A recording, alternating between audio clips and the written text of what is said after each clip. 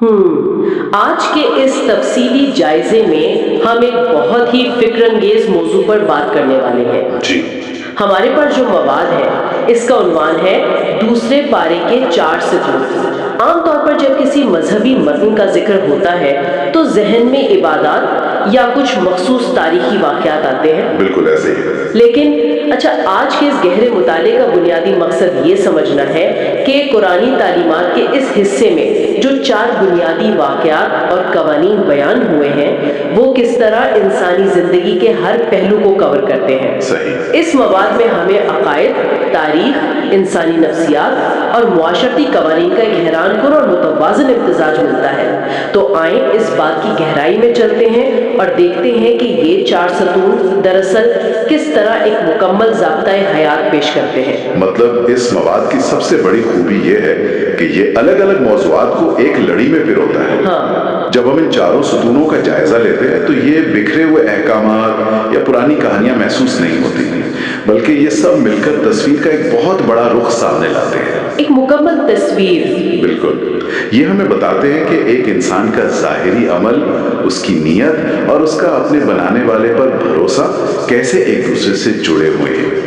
کسی بھی مضبوط معاشرے کو کھڑا کرنے کے لیے جن بنیادوں کی ضرورت ہوتی ہے وہ ان 4 ستونوں میں بڑی تفصیل اور خوبصورتی سے بیان کر دی گئی ہے، اور اس سے یہ بھی واضح ہوتا ہے کہ زندگی کو ہم خانوں میں تقسیم نہیں کر سکتے۔ بالکل، اور میرے خیال میں اس گفتگو کا باقاعدہ آغاز ہمیں پہلے ستون سے کرنا چاہیے جو کہ تحویل قبلہ یعنی قبلے کی تبدیلی کا تاریخی واقعہ ہے۔ جی، تحویل قبلہ۔ تحریر کے مطابق جب ہجرت کر کے مسلمان مدینہ پہنچے تو وہاں تقریباً 16 یا 17 ماہ تک ان کا قبلہ بیت المقدس رہا۔ صحیح۔ یعنی نماز پڑھتے وقت رخ اسی طرف ہوتا تھا۔ لیکن اس واقعے میں ایک بہت ہی لطیف اور جذباتی پہلو موجود ہے۔ بظاہر یہ صرف ایک سمت کی تبدیلی لگتی ہے، لیکن اس کے پیچھے یہاں جو بات سب سے زیادہ حیران کن ہے وہ یہ ہے کہ اس تاریخی واقعے کی بنیاد نبی کریم صلی اللہ علیہ وسلم کی ایک دلی چاہت پر رکھی گئی تھی۔ بالکل، ایک دلی چاہت۔ متن میں بہت واضح طور پر یہ بات موجود ہے کہ ان کے دل میں یہ شدید خواہش تھی کہ خانہ کعبہ کو مسلمانوں کا قبلہ بنا دیا جائے۔ یہ صرف ایک جغرافیائی فیصلہ نہیں تھا، بلکہ اس میں اللہ اور اس کے رسول کے درمیان ایک انتہائی خوبصورت تعلق نظر آتا ہے۔ ہاں، وہ جو ایک آنسیت ہے، جی، ایک طرف وہ دلی آرزو ہے جس کا بار بار زبان سے اظہار نہیں کیا جا رہا، اور دوسری طرف اس آرزو کو محسوس کر کے اسے پورا کیا جا رہا ہے۔ یہ بات انسان کو واقعی سوچنے پر مجبور کرتی ہے کہ عام طور پر قوانین اور احکامات بہت خشک ہوتے ہیں۔ صحیح بات ہے۔ لیکن یہاں جذبات کا کتنا احترام کیا گیا ہے۔ اللہ تعالیٰ نے اس انکہی خواہش کو پورا کرتے ہوئے قبلہ تبدیل کر دیا۔ یہ واقعہ ہمیں یہ سکھاتا ہے کہ حکم ماننے کے ساتھ ساتھ محبت اور جذبات کا بھی ایک خاص مقام ہے۔ بالکل، اس پہلے ستون سے جو بنیاد بنتی ہے وہ اطاعت کے ساتھ محبت کی ہے، لیکن قبلے کی اس سمت والی بحث کے فوراً بعد متن ہمیں دوسرے ستون کی طرف لے جاتا ہے جو اپنے اندر احکامات کی ایک پوری دنیا سمیٹے ہوئے ہے۔ اور یہ دوسرا ستون وہ ہے جسے آیت بر اور ابواب بر کا نام دیا گیا ہے۔ یہ سورۃ البقرہ کی آیت 177 ہے جو نیکی کے تصور کو ایک بالکل نئے زاویے سے پیش کرتی ہے۔ ایک نیا زاویہ، ہاں۔ عام طور پر کسی بھی معاشرے میں نیکی کا تصور چند خاص رسومات تک محدود ہو کر رہ جاتا ہے، لیکن یہ آیت اس سوچ کو مکمل طور پر توڑتی ہے۔ عام طور پہ جب نیکی کی بات ہوتی ہے تو ذہن میں نماز، روزہ یا صدقہ ہی آتا ہے، لیکن جب ہم اس آیت بر کا مطالعہ کرتے ہیں تو اس کی وسعت حیران کر دیتی ہے۔ صحیح۔ اس ایک جگہ پر عقائد، عبادات، مالی معاملات، معاشرتی رویے اور اخلاقیات سب کا مختصر مگر جامع ذکر موجود ہے۔ مطلب انسان کی انفرادی اور اجتماعی زندگی کا کوئی ایسا حصہ نہیں جو اس میں شامل نہ ہو۔ یہ تو ایک پورا لائف سٹائل بن جاتا ہے۔ اگر ہم اسے وسیع تر تناظر سے جوڑیں تو سمجھ آتا ہے کہ نیکی واقعی صرف کسی خاص سمت میں منہ کر لینے کا نام نہیں ہے، اور اس بات کی گہرائی کا اندازہ اس وقت ہوتا ہے جب ہم ان ابواب بر یعنی نیکی کے دروازوں کی طرف آتے ہیں۔ جی، وہ 22 امور جو بیان ہوئے ہیں۔ بالکل، متن میں تفصیل کے ساتھ 22 امور بیان کیے گئے ہیں جو اسی نیکی کی عملی شکل ہے۔ اگر ہم ان 22 احکامات کو یوں ہی پڑھتے جائیں تو شاید بات اتنی واضح نہ ہو، لیکن اگر ہم ان کی درجہ بندی کر لیں تو چیزیں بہت آسانی سے سمجھ آ جاتی ہیں۔ یہ درجہ بندی واقعی سننے والوں کے لیے بہت مددگار ثابت ہوگی، کیونکہ ایک ہی وقت میں 22 مختلف احکامات کو ہضم کرنا تھوڑا مشکل ہو سکتا ہے۔ تو ذرا ان زمروں کی تفصیل میں جاتے ہیں۔ ضرور۔ سب سے پہلے ان چیزوں کا ذکر ہے جنہیں حرام قرار دیا گیا ہے۔ اس پہلے زمرے میں واضح کیا گیا ہے کہ مردار، خون، خنزیر کا گوشت اور وہ گوشت جو غیر اللہ کے نام پر ذبح کیا گیا ہو، ان سب کا استعمال سختی سے منع ہے۔ اس کے ساتھ ہی حرام کمائی، شراب اور جوئے کو بھی اسی فہرست میں شامل کیا گیا ہے۔ اس کی وجہ بہت واضح نظر آتی ہے۔ یہ وہ تمام چیزیں ہیں جو انسان کے جسمانی اور معاشی نظام کو اندر سے کھوکھلا کر دیتی ہیں۔ بالکل کھوکھلا کر دیتی ہے۔ جوا اور حرام کمائی معاشرے کے معاشی توازن کو بگاڑتے ہیں، جبکہ باقی چیزیں جسمانی صحت اور روحانی پاکیزگی کو نقصان پہنچاتی ہیں۔ تو گویا جسمانی اور معاشی پاکیزگی کو سب سے پہلے رکھا گیا ہے، جو کہ ایک لاجیکل بات ہے۔ اس کے بعد متن میں عبادات اور مذہبی شاعر کا ذکر آتا ہے، جس میں صفا و مروہ کی سعی، روزے، اعتکاف اور حج شامل ہے۔ جی ہاں، یہ وہ چیزیں ہیں جو انسان کا اپنے خالق کے ساتھ ذاتی اور روحانی تعلق مضبوط کرتی ہیں۔ لیکن یہاں ایک سوال ذہن میں ابھرتا ہے۔ جی بتائیں۔ ایک طرف نماز، روزے اور عبادات کی بات ہو رہی ہے، اور فوراً بعد اسی فہرست میں ریاستی سطح کے قوانین جیسے قمری کیلنڈر اور جنگ کے قوانین شامل کر دیے گئے ہیں۔ ان کا آپس میں کیا تعلق بنتا ہے؟ اس کی وجہ یہ ہے کہ اسلام میں انفرادی زندگی اور ریاستی زندگی کے درمیان کوئی دیوار نہیں ہے۔ جو تیسرا زمرہ بنتا ہے وہ ریاستی اور مالی معاملات کا ہی ہے۔ اچھا، اس میں وصیت کرنے کا طریقہ، اللہ کی راہ میں مال خرچ کرنا، جہاد، ہجرت اور قمری تاریخ کے نظام کا ذکر ہے۔ اب عبادات کا قمری تاریخ سے کیا تعلق ہے؟ تعلق یہ ہے کہ روزے اور حج جیسی بڑی عبادات اسی قمری کیلنڈر کے تحت چلتی ہیں۔ تو ایک طرح سے نظام عبادت کو نظام ریاست کے ساتھ جوڑ دیا گیا ہے۔ بالکل۔ اسی زمرے میں قصاص کا ذکر بھی ہے۔ قصاص کا مطلب ہے برابری کی بنیاد پر انصاف فراہم کرنا۔ یہ وہ قانون ہے جو کسی بھی معاشرے میں جرائم کو روکنے اور جان کے تحفظ کے لیے ضروری ہوتا ہے۔ یہ سب امور ایک ریاست کی ریڑھ کی ہڈی ہیں۔ یہاں بات واقعی بہت دلچسپ ہو جاتی ہے۔ ذرا غور کریں، ایک ہی تسلسل میں آپ کی ذاتی عبادت بھی نیکی ہے، اور ریاست کا ایک ایسا نظام قائم کرنا جس میں سب کو انصاف ملے وہ بھی نیکی ہے۔ جی۔ لیکن فہرست یہیں ختم نہیں ہوتی۔ چوتھا اور آخری زمرہ خاندانی اور معاشرتی قوانین پر مبنی ہے، جو کہ بہت تفصیلی ہے۔ بہت اہم زمرہ ہے۔ اس میں مشرکین سے نکاح کی ممانعت، مخصوص ایام میں کچھ پابندیاں، طلاق، حلالہ، بیوہ کو پیغام نکاح دینے کے آداب اور مہر کا ذکر ہے۔ اس میں عدت اور رجعت جیسے الفاظ استعمال ہوئے ہیں۔ ان کو ہم کس طرح سمجھ سکتے ہیں؟ اسے اگر ہم اس طرح دیکھیں کہ خاندان کسی بھی معاشرے کی سب سے چھوٹی لیکن سب سے اہم اکائی ہے۔ عدت وہ مخصوص وقت ہے جو ایک عورت طلاق کے بعد یا شوہر کی وفات کے بعد گزارتی ہے، جس میں کچھ معاشرتی اور نفسیاتی حکمتیں پوشیدہ ہیں۔ نفسیاتی پہلو بھی ہے۔ بالکل۔ اسی طرح رجعت کا مطلب ہے کہ اگر طلاق کا عمل شروع ہو جائے تو اس مخصوص وقت کے اندر رشتے کو دوبارہ بحال کرنے کا اختیار ہونا۔ یہ قوانین دراصل خاندان کو ٹوٹنے سے بچانے اور اگر ٹوٹنا ناگزیر ہو جائے تو اسے ایک باوقار طریقے سے انجام دینے کا نام ہے۔ یہ جو انفرادی عبادات سے لے کر خاندانی قوانین تک کا سفر ہے، یہی وہ چیز ہے جو اس دوسرے ستون کو اتنا اہم بناتی ہے۔ بے شک۔ انسان کے لیے یہ گنجائش نہیں چھوڑی گئی کہ وہ عبادات کے وقت تو نیکی پر ہو، لیکن جب اپنے گھر والوں سے برتاؤ کرے یا کاروبار کرے تو اپنی مرضی کے اصول بنا لے۔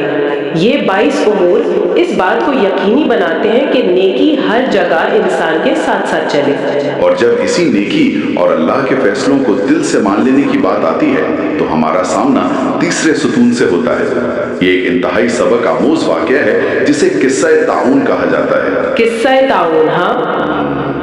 متن کے مطابق یہ ان ہزاروں لوگوں کا قصہ ہے جو ایک خوفناک وبائی مرض یعنی طاعون کے پھیلنے پر اپنی بستیاں چھوڑ کر بھاگ گئے تھے۔ ان کا مقصد صرف ایک تھا کہ کسی نہ کسی طرح موت سے بچا جا سکے۔ ذرا اس منظر کا تصور کریں، ہزاروں لوگ ایک انجانے خوف کے مارے اپنے گھر بار چھوڑ کر در بدر ہو رہے ہیں۔ لیکن یہ واقعہ آج کے دور میں بھی کتنا متعلقہ محسوس ہوتا ہے۔ کیسے؟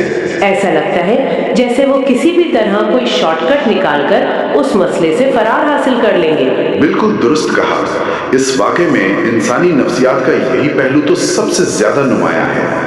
انسان جب ڈر جاتا ہے تو وہ اپنی عقل اور تدبیر پر حد سے زیادہ بھروسہ کرنے لگتا ہے۔ ان لوگوں نے بھی یہی سوچا کہ وہ بھاگ کر بڑھ جائیں گے۔ جی، انہوں نے یہ سمجھ لیا کہ اگر وہ اپنی جغرافیائی جگہ تبدیل کر لیں گے تو شاید وہ اس نظام سے ہی باہر نکل جائیں گے جو موت اور زندگی کا فیصلہ کرتا ہے۔ انہوں نے اللہ پر توکل یعنی بھروسہ کرنے کے بجائے اپنی انسانی تدبیر کو ہی نجات کا واحد راستہ سمجھ لیا۔ یہ انسانی تدبیر اور خدائی اختیار کے ٹکراؤ کی ایک بہت بڑی مثال ہے، اور پھر جو نتیجہ نکلا وہ حیران کن تھا۔ اللہ تعالیٰ نے انہیں یہ بات سمجھانے کے لیے کہ موت اور زندگی کس کے ہاتھ میں ہے، ایک ہی لمحے میں ان سب کو موت کی نیند سلا دیا۔ سب کے سب؟ جو لوگ جان بچانے کے لیے گھروں سے بھاگے تھے وہ راستے میں ہی ختم ہو گئے۔ یہ اس بات کا ثبوت ہے کہ انسان کی ہر تدبیر اس وقت تک بیکار ہے جب تک اس میں اللہ کا حکم شامل نہ ہو۔ اور پھر اس واقعے میں ایک اور موڑ آتا ہے۔ کچھ عرصے کے بعد ایک نبی کی دعا پر اللہ تعالیٰ نے ان تمام مردہ لوگوں کو دوبارہ زندہ کر دیا۔ ایک نئی زندگی دی گئی۔ جی، اب سوال یہ ہے کہ اس سارے عمل کا مقصد کیا تھا؟ متن یہ واضح کرتا ہے کہ یہ سب اس لیے کیا گیا تاکہ انسانوں کے اس گروہ کو اور آنے والی تمام نسلوں کو یہ قطعی یاد دہانی کرا دی جائے کہ زندگی لینا اور زندگی دینا دونوں صرف اور صرف اللہ کے اختیار میں ہے۔ یعنی مسئلہ تدبیر اختیار کرنے میں نہیں ہے، انسان کو بیماری سے بچنے کی کوشش کرنی چاہیے۔ بالکل تدبیر کرنی چاہیے، لیکن تدبیر کو ہی خدا سمجھ لینا اور بھروسے کو مکمل طور پر ترک کر دینا اصل خامی ہے۔ طاعون کا یہ واقعہ انسان کے اس ضم کو توڑتا ہے کہ وہ اپنے زور بازو پر ہر چیز کنٹرول کر سکتا ہے۔ انسان جتنی مرضی بھاگ دوڑ کر لے، آخری فیصلہ اسی ایک ذات کا ہوتا ہے۔ صحیح۔ اور جب بات انسان کی اپنی مرضی اور خدائی فیصلوں کی ہو رہی ہو تو ہم چوتھے ستون کی طرف بڑھتے ہیں جو کہ بنی اسرائیل کی تاریخ کا ایک اہم موڑ ہے، قصہ طالوت۔ قصہ طالوت دراصل اسی کشمکش کی اگلی کڑی ہے کہ انسان کا رویہ اس وقت کیسا ہوتا ہے جب اس کی اپنی خواہشات کے برعکس کوئی فیصلہ سامنے آتا ہے۔ اس واقعے کا پس منظر یہ ہے کہ بنی اسرائیل پر اس وقت بہت ظلم ہو رہا تھا۔ انہوں نے تنگ آ کر اپنے نبی سے مطالبہ کیا کہ ان کے لیے ایک بادشاہ یا لیڈر مقرر کیا جائے تاکہ وہ سب متحد ہو کر ایک منظم قیادت میں جہاد کر سکیں اور اپنا کھویا ہوا مقام واپس حاصل کر سکیں، جو کہ بظاہر ایک بہت ہی مناسب اور جائز مطالبہ لگتا ہے۔ بالکل جائز مطالبہ تھا۔ لیکن یہاں ایک سوال ذہن میں آتا ہے کہ بنی اسرائیل نے تو خود اپنے لیے بادشاہ مانگا تھا، تو جب ان کی مرضی کے مطابق ایک لیڈر یعنی طالوت ان کے لیے مقرر کر دیا گیا تو انہوں نے فوراً اس پر اعتراض کیوں کر دیا؟ کیا ایک عجیب بات نہیں ہے کہ جو چیز خود مانگی جائے اسی کو رد کر دیا جائے؟ اس سے ایک اہم سوال پیدا ہوتا ہے کہ ہم لوگ اپنے لیڈروں یا قیادت کو پرکھنے کے لیے کون سا پیمانہ استعمال کرتے ہیں؟ بنی اسرائیل کی تاریخ اعتراضات سے بھری ہوئی ہے۔ جب اللہ تعالیٰ نے طالوت کو بادشاہ مقرر کیا تو ان کا اعتراض یہ تھا کہ طالوت کے پاس تو بہت زیادہ مال و دولت نہیں ہے، وہ تو ایک عام سا انسان ہے۔ جی وہ تو ایک عام سا انسان ہے، تو وہ ہمارا بادشاہ کیسے ہو سکتا ہے؟ یہیں پر انسانی عقل اور خدائی معیار کا فرق واضح ہوتا ہے۔ انسان ظاہری مرتبے اور دولت کو دیکھتا ہے جبکہ اللہ کا معیار علم اور جسمانی طاقت ہے۔ طالوت ان دونوں خوبیوں سے مالا مال تھے۔ یہ تو بالکل ویسی ہی بات ہے جیسے آج بھی لوگ کسی کی قابلیت سے زیادہ اس کے بینک بیلنس یا ظاہری رکھ رکھاؤ کو دیکھ کر اس کی عزت کرتے ہیں۔ ایسا ہی؟ خیر، اللہ نے ان کے اس اعتراض کو ختم کرنے کے لیے ایک بڑی اور واضح نشانی بھی ظاہر کی۔ متن کے مطابق طالوت کی بادشاہت کی سچائی ثابت کرنے کے لیے تابوت سکینہ ان کے پاس واپس آ گیا۔ تابوت سکینہ، جی۔ یہ تابوت بنی اسرائیل کے لیے ایک بہت ہی متبرک اور سکون کا باعث بننے والی چیز تھی جو ان سے چھن چکی تھی۔ جب یہ نشانی مل گئی تو پھر میدان جنگ سجتا ہے۔ ایک طرف طالوت کا لشکر ہے اور دوسری طرف جالوت جیسے متکبر، طاقتور اور ظالم بادشاہ کی فوج۔ اور وہ جو میدان جنگ کا احوال ہے وہ حق اور باطل کے درمیان ایک فیصلہ کن معرکہ تھا۔ بظاہر طاقت کا کوئی توازن نہیں تھا۔ جالوت ایک بہت بڑا اور طاقتور جنگجو تھا جس کے سامنے کھڑے ہونے کی کسی میں ہمت نہیں تھی۔ بالکل۔ لیکن اس طویل اور کٹھن مقابلے کے دوران کیا ہوتا ہے؟ حضرت داؤد علیہ السلام جو اس وقت ایک نوجوان تھے، وہ آگے بڑھتے ہیں اور ان کے ہاتھوں وہ متکبر جالوت مارا جاتا ہے۔ یہ واقعہ ثابت کرتا ہے کہ فتح طاقت یا تعداد سے نہیں ملتی، بلکہ اللہ کی مرضی اور حق پر جمے رہنے سے ملتی ہے۔ تو اس سب کا اصل مطلب کیا ہے؟ ہم نے اپنی گفتگو کا آغاز قبلے کی تبدیلی سے کیا۔ ہم نے دیکھا کہ کس طرح جذبات اور اطاعت کو ایک ساتھ رکھا گیا۔ صحیح۔ تو ہم نے آیت بیر اور اس کے 22 احکامات کو سمجھا، جس نے ہماری روزمرہ کی زندگی سے لے کر ریاستی قوانین تک کو ایک ترتیب دی۔ پھر طاعون کے واقعے سے موت اور زندگی کی حقیقت کو جانا، اور آخر میں طالوت اور جالوت کے معرکے میں انسانی اعتراضات کے باوجود حق کی فتح کو سمجھا۔ یہ چاروں ستون مل کر ہمیں کیا بتا رہے ہیں؟ اگر ہم ان تمام ذرائع کو یکجا کریں تو حتمی نتیجہ بہت واضح ہے۔ اصل نیکی محض رسومات ادا کرنے کا نام نہیں ہے۔ اصل نیکی یہ ہے کہ اللہ کا جو بھی فیصلہ آ جائے اسے دل سے مان لیا جائے۔ دل سے مان لیا جائے؟ جی، چاہے وہ قبلے کی تبدیلی کا جذباتی معاملہ ہو، معاشی اور خاندانی اصولوں پر عمل کرنا ہو، خوف اور موت کے سامنے اللہ کی ذات پر بھروسہ رکھنا ہو، یا پھر اپنے مقرر کردہ لیڈر کے ساتھ مشکل وقت میں کھڑا رہنا ہو۔ اللہ پر مکمل توکل اور آزمائش کے وقت ثابت قدمی، یہی ان تمام واقعات کا نچوڑ ہے۔ اور میرے خیال میں اس پیما برداری اور توکل کو اپنی زندگی کا حصہ بنانے کے لیے ضروری ہے کہ انسان اس پیغام کو صرف سرسری طور پر نہ گزارے۔